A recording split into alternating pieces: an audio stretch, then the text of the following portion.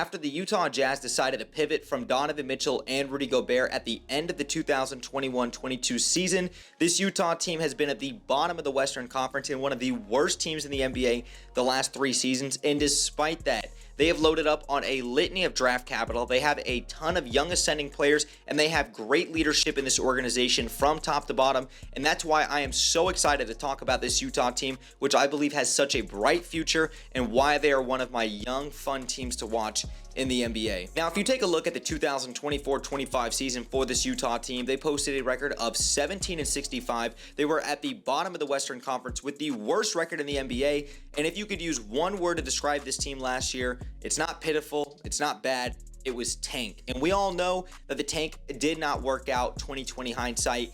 Nico Harrison and the Dallas Mavericks ended up landing the number 1 pick for Cooper Flagg. You can say it was an inside job, but I'm moving past that. The Jazz ended up getting the 5th pick in this year's draft, which ended up being Ace Bailey, somebody that we'll talk about later on in this video. But one thing that this season showed me time and time again is that no matter how badly the Jazz want to tank, or any organization wants to tank for that matter, you are never guaranteed the number 1 overall pick. And that is something that has been shown time and time again, as Utah is one of the only franchises, maybe the only one, I'd have to fact check it, that has never landed the number 1 overall pick in their franchise's history.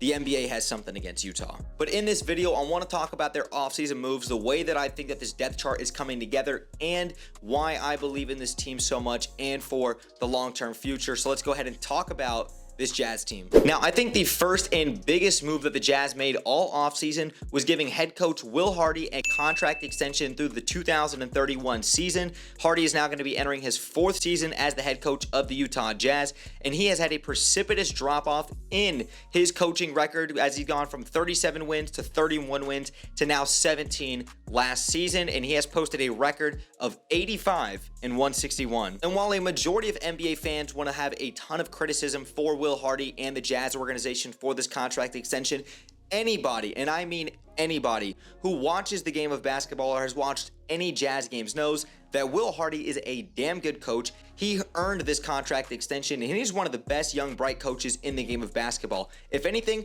I can make a case and an argument that he has overachieved and exceeded all expectations with the roster construction and the opportunities that he was limited to because he was told to tank and because the organization was in a tank mode the last 3 seasons. You're talking about a 37-win team where they had Jared Vanderbilt, a first year of Larry Markkinen there, a first year of Colin Sexton there, Jared Vanderbilt, rookie Walker Kessler, you name it. They overachieved. Will Hardy has shown time and time again he is a very good coach. And I even told him, I believe it was back in January or February, whenever I saw him at the Kia Center when I was covering the Magic and Jazz game, that, hey, look, I believe in you guys. I believe in the direction of what you guys are doing. I told him he's a damn good coach and that he deserves everything that's coming towards him.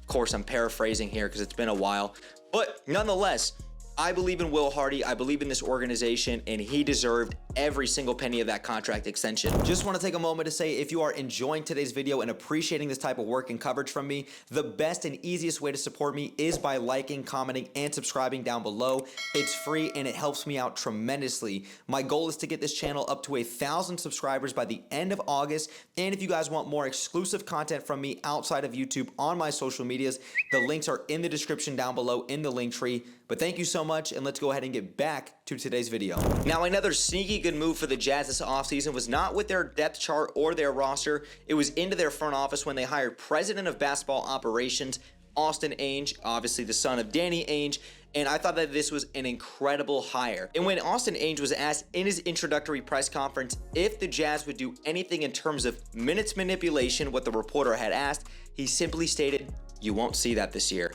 Now, whether or not I believe Austin Ainge, time will tell, but here's what makes it tricky, because I do believe that the Jazz are trying to develop a winning culture now with a bunch of young ascending talent, but more importantly, the Jazz still owe Oklahoma City a first-round protected pick, and if Utah has a pick that lands from number 9 to number 30 in this year's draft, their own pick, it will go to Oklahoma City. So Utah has to aim for that top 8 if they want to keep that pick, and maybe they take the kid out of BYU and keep him in the state of Utah with the number 1 overall pick. I hope and I pray that the Jazz do not tank this year, and if they luck out on the draft and they get the number 1 overall pick, fine, that's great. But having said that, I'm not sure if I believe Austin Ainge. I would love to see the Jazz actually out there competing and trying to win games, but only time will tell once we see how this team starts performing on the court. Now moving into the offseason moves, let's go more towards the additions onto the roster, and the first one was when the Utah Jazz acquired center Jusuf Nurkic from the Charlotte Hornets in exchange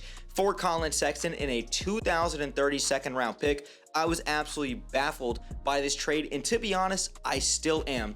Collin Sexton was a wonderful addition to this team. I think he really embraced being in the state of Utah, and just Jazz fans really rallied around the young bull. But what confused me about this trade was the fact that you traded for Jusuf Nurkic, who is a solid veteran in this league, but you had Kyle Filipowski, who now turned into the Summer League MVP, and Collin Sexton had negative trade value. The fact that you had to give up more than what you got in return says a lot, but you know what? At the end of the day, I've just got to continue to trust the process with Danny Ainge. The Jazz also got involved in a 3-team trade with the Miami Heat and the Los Angeles Clippers, sending John Collins to the Clippers, Norman Powell went to the Miami Heat, and the Jazz received a 2027 second-round pick from the Los Angeles Clippers, as well as Kevin Love and Kyle Anderson. Moving towards the draft, the Jazz went ahead and took Ace Bailey with the 5th overall pick in this year's class, who obviously did not work out for anybody and really was just plummeting his own draft stock going into this year's draft. But Ace Bailey, I do believe, is going to be a very good player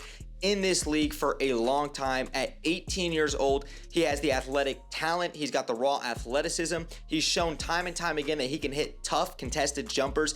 And as he continues to refine his game, grow and develop in the NBA with Will Hardy, and especially on a young Utah team where he's not asked to be the guy day one, as he's playing alongside guys like Keontae George, Lauri Markkanen, Walker Kessler, Taylor Hendricks coming back off injury, Ace Bailey's going to have a very good opportunity in Utah, especially in his rookie season, to grow and to develop, and I think that he's going to be a terrific player in Utah for a very long time, assuming he stays. And the Jazz also made another big splash on draft night, trading up from number 21 to number 18 to select guard from Florida, Walter Clayton Jr., the national champion. And for you guys that know me personally or have seen my work in the past, you guys know I live here on the East Coast in Florida, so I'm a huge, lifelong, diehard Gator fan and, of course, a Jazz fan. So seeing Walter Clayton get drafted to Utah honestly made my heart so warm. I was definitely geeking out when it happened, and I think he's a terrific fit in Utah. The Jazz desperately need offensive bucket getters. The Jazz desperately need guys who can knock down the 3 ball with consistency and at a high volume, and that's exactly what Walter Clayton Jr. can provide to this team. Watching what he did last year at the University of Florida, leading that team to the national championship games, he was not just a bucket getter, but he delivered in the clutch time and time again, and he was a huge catalyst and probably the biggest reason as to why the Florida Gators won this year's national championship game, and he's going to be a terrific fit in Utah. I think he's going to fit very nicely with this team, and you already saw some of the promises and flashes with him in the Summer League. Jazz fans everywhere should be extremely hype about Ace Bailey and Walter Clayton Jr. Now that gets me into talking about some of the offseason losses for the Jazz, and one of them, and probably the one that broke my heart the most, was when the Jazz bought out the contract of Jordan Clarkson before he signed with the New York Knicks. Now, for JC, I'm absolutely happy for him. I hope that he can go and contend with the New York Knicks, and he has a solidified role off the bench. But of course, he's another guy like the young bull who embraced the state of Utah. He was an absolute fan favorite. I absolutely love the flamethrower. He had the triple-double, and he broke that streak, which had happened, I guess a triple-double hadn't happened in like 15 years, something like that. Like, I absolutely love Jordan Clarkson. I think he's a terrific guy. I've gotten to speak to him personally before, and just a terrific man. I can't say enough great things about him. Jazz fans everywhere love him, and he will forever be missed in Utah. Jazz also lost out this offseason from John Collins and Collin Sexton, who I mentioned earlier, as well as Johnny Juzang and Jaden Springer. And Jaden Springer actually just got waived this week earlier, but, you know, wishing all of those guys the best moving forward wherever they end up and land. So now when you take a look at this roster, here's kind of what I project from their starting 5 and what I think about their second unit. In the starting 5, I think you're going to have Isaiah Collier, Keontae George, Ace Bailey, Lauri Markkanen, and Walker Kessler. Now, I do think that there is an opportunity maybe later on in the season, depending on how Walter Clayton Jr. plays, that he could end up being the starting 2 guard. And while I do think Keontae George's role in the NBA is perfect as a 6-man, an absolute bucket getter with a green light, especially with his defensive inefficiencies, I do think that as of right now, going into this season, Keyonte George is still one of your best players. He needs to be starting in that starting five alongside Isaiah Collier. Then off the bench, you're going to have Bryce Sensabaugh, Walter Clayton Jr., Cody Williams, Taylor Hendricks, and Kyle Filipowski. I'm not sure where it leaves guys like Yusuf Nurkic, Kevin Love, or Kyle Anderson. Honestly and truthfully, I'd like to see those guys moved because I don't really think that they serve a purpose on this team unless you just want veterans here. But Kyle Anderson, Yusuf Nurkic, and Kevin Love can all go be legitimate rotational pieces on a championship contender if you can find a way to get off of them. Now, I just want to briefly hit on all of these players very quickly. Lauri Markkanen, we all know there's been a ton of chatter over the last 2 seasons after he got the contract extension. If the Utah Jazz are going to trade him, obviously he loves being in Utah. I am opposed to trading Lauri Markkanen. I still think he's a cornerstone piece. I don't think he's a number 1 on a championship team, but if Ace Bailey can turn into your number 1 in a couple of years, or if the Jazz, with all of their draft capital, talking about 9 future first-round picks and 5 future second-round picks, can go out there and make a big-time trade for a number 1 in the near future, I think Lauri Markkanen would still serve as a very nice cornerstone piece for this Utah Jazz organization. Walker Kessler needs to continue to develop his offensive game, but he's a terrific screen and roller, and of course, he provides that defensive, anchor down low in the middle. Keyonte George needs to become a slightly better defender. I don't expect him to be an all-NBA defender, but I do believe he's better than a 33-34% shooter from behind the arc, like we've seen through his first 2 seasons in the league. But I do think that Keyonte could eventually end up being a 20-point-per-game scorer, and I do think he's capable of taking that leap this season. Isaiah Collier really had an up-and-down summer league. I thought at times he didn't look like himself. I don't know why he pressed so much, but having said that, Isaiah Collier still was a very good rookie and was snubbed from the All-NBA rookie teams, both first and second team. The NBA hates Utah. Now, moving to the bench, I already talked about Walter Clayton Jr., so I won't address him, but with Bryce Sensabaugh, I feel like he's a guy that tends to get overlooked far too often. He's a pure bucket getter, and I think once he continues to refine his skills, he's still going to find himself in a solidified role. Then you talk about Cody Williams, who did have a terrible rookie season. Let's just call it what it is. But man, oh man, did he look like a different player in the summer league, albeit the summer league. But Cody Williams, I have not given up on him. My stock is still invested in him, and I would love to see him take a step. Taylor Hendricks last season, before going down with that gruesome leg injury, looked like he was coming into his own, but unfortunately it got cut extremely short last year, and I hope that he continues to keep recovering the way that we've seen him in these workout videos, and I think he's going to be a very nice 3-and-D wing for this Utah team moving forward. And lastly, how can I not talk about the Summer League MVP and Kyle Filipowski? This man balled out in the Summer League, and once again in the Summer League. Filipowski still needs to find a way to fix his defense. He oftentimes gets, too hesitant, doesn't move his feet laterally quick enough, or just isn't the best at, timing blocks, or sometimes leaving his feet when he's going to go to contest a jumper. But otherwise, Kyle Filipowski, if he can just become a legitimate knockdown stretch 5 and provide some form of defense, he's going to find himself a very nice role in Utah for the foreseeable future. But overall, I've talked about the young assets, the way that this team has continued to gel and mesh together. Will Hardy, I still believe, is the right man for this job. He's continued to overachieve and exceed all expectations. Danny Ainge and Justin Zanuck have all of the draft capital in the world.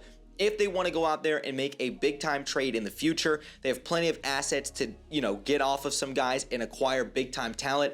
If they want to go big game hunting, whatever the case is, this Utah team is doing it fundamentally and organically from the ground up. I have a ton of respect for Ryan Smith and the way that this direction of the organization is trending, and I truly believe that Keyonte George, Lauri Markkanen, Walker Kessler, Ace Bailey, this entire team is going to grow and develop together, and I'm excited to see how they're going to perform this season. I'm not saying that they're world beaters. I'm not saying that they're going to make the play-in tournament, but you can't tell me that is not a 9-10 man rotation right there that cannot at least put points up on the board and at least be highly competitive night in and night out if they play to their strengths and if they continue to trust the process. But thank you guys so much for watching today's video. If you guys appreciate all of the work and content that I do, not just here on YouTube, you guys can find more exclusive content from me on my social medias. The links to all of them will be in the description down below, so you guys can go ahead and check that out, as well as tons of my written work that I do digitally for Fansided. But once again, thank you guys again for sticking around throughout today's video and all of your guys' continuous support. It doesn't go unnoticed, and as always, I'll catch y'all on the next one.